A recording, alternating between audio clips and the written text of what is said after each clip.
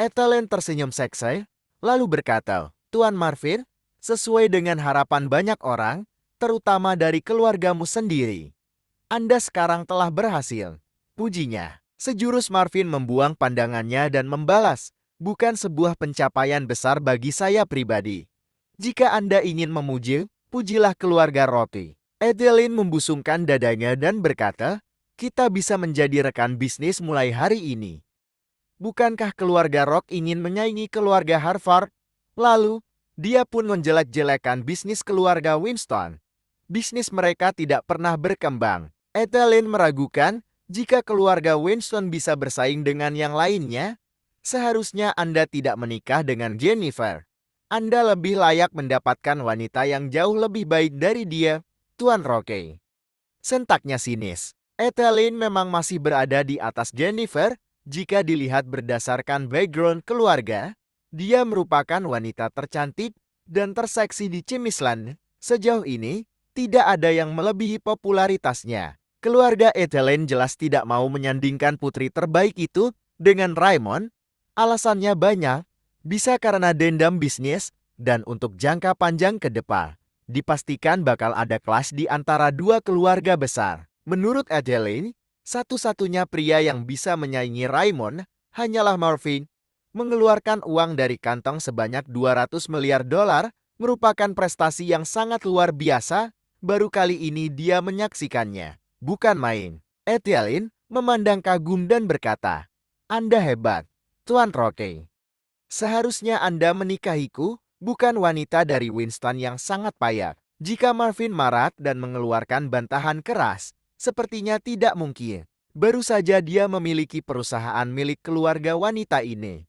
Dia membalas santai, tidak perlu Anda membawa istriku beserta keluarganya. Lagi pula, takdirku menikahinya adalah yang terbaik. Anda seharusnya mendapatkan yang lebih dari itu, Tuan Rocky. Tuan terlalu mewah. Jika Tuan bisa beli Oxy Oil, berarti Tuan bisa beli semua apa yang dimiliki oleh keluarga Winston. Mereka sangat tidak berharga. Marvin tak berekspresi meskipun dadanya mulai panas. Dia jelas tidak terima istri dan keluarganya dibilang tidak berharga. Niat Marvin dari dulu adalah menggandeng keluarga Winston untuk bangkit bersama. Jika dia mata duitan, seharusnya dari dulu dia cari putri dari keluarga kelas atas. Marvin, dari dulu saya begitu kagum dengan semua pencapaianmu. Sungguh sangat disesali saya tidak bisa menjadi istrimu, padahal saya jauh lebih layak daripada istrimu sekarang. Seandainya Edeline tahu apa alasan yang mendorong Marvin membeli Oxy Oil, hanya saja Marvin tidak perlu menjelaskannya kepada wanita pelakor ini. Biasanya, Edeline selalu menolak pinangan dari para pria, sudah tidak terhitung berapa banyaknya. Namun sekarang dia telah menurunkan harga dirinya pribadi dan juga harga diri keluarga Wilmer. Jika tindakan konyol Edeline ini diketahui publik, tentu dia akan sangat malu.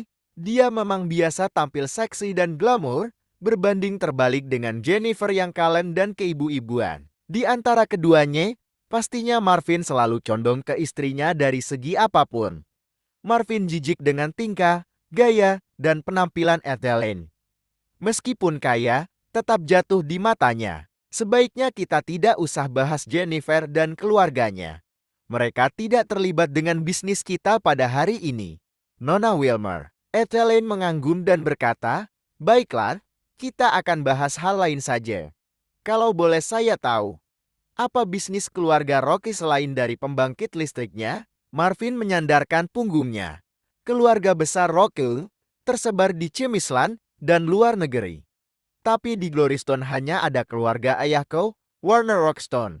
Jadi, bisnis keluarga Rocky terlalu banyak, Nona Wilmer. Edeline menggeleng, saya tidak percaya.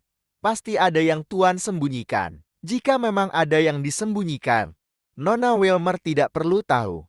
Apa saya harus tahu apa yang ada di dalam istana Wilmer dan apa yang mereka lakukan di dalamnya? Edeline bergeming. Dia sangat tahu bahwa Marvin merupakan sosok misterius dan penuh kejutan. Dilempar pertanyaan seperti itu, jelas sebuah tamparan baginya untuk tidak terlalu banyak ingin tahu urusan orang lain. Dia kembali memancing. Saya harap keluarga Rock bisa bersanding dengan keluargaku dalam banyak hal. Ya, keluarga Rock akan menyambut siapa saja selagi itu baik dan banyak manfaat untuk semua. Ethelen menyudahi obrolan hari ini. Pikirnya, masih ada hari esok untuk menempel Marvin. Ya, Marvin adalah pria yang tepat untuk menjadi suaminya, meskipun langkah yang dia tempuh jelas tidak berguna. Bintang-bintang-bintang. Untuk mengurus perusahaan baru milik keluarga Rock bernama Rockaxia, Marvin telah menunjuk Zafir sebagai presiden direktur. Pria berumur sekitar 50-an tersebut merupakan orang kepercayaan keluarga Rocky. Pak Zafir, saya akan jarang berada di kantor Rockaxia, apalagi mengecek pekerjaan para karyawan di kilang. Maka dari itu, saya serahkan semuanya kepada Bapak, tutur Marvin penuh harap. Siap, Tuan Rocky. Saya akan bekerja sesuai dengan perintah atasan. Jika ada keperluan mendesak, segera hubungi saya, balas Zafir sigap. Kantor Rocksil berada di pusat ibu kota Glorestone. Bekas gedung dari Oxyon cuma berganti nama cukup megah, karena 30 lantai. Sementara kilangnya berada di wilayah paling timur Glorestone. Kilang ini sama besar dengan kilang yang dimiliki Harvard Oil. Namun, semua bahan bakar yang telah diolah dari Oxy Oil sebelumnya hanya dioper keluar Gloristone ke kota kecil dan pedesaan, dan sebagian lagi dioper ke luar negeri. Ruang gerak Oxy Oil sangat terbatas, alasannya tidak lain tidak bukan, ya karena pemerintah. Namun, setelah menjadi Rockaxia, aturan itu sebentar lagi akan segera terhapuskan. Selain itu, Rockaxia punya sumur minyak yang cukup berlimpah peninggalan dari The Oxy, diperkirakan akan bertahan sampai 10 tahun ke depan. Zafir memandang ragu dan berkata, bagaimana caranya agar kita terlepas dari regulasi yang membatasi ruang gerak kita, Tuan Rockhill? Marvin menempelkan jemari tangan kanan ke jemari tangan kirinya, sebuah gestur tertentu yang biasa digunakan oleh orang-orang besar. Urusan dengan pihak pemerintah adalah urusan saya.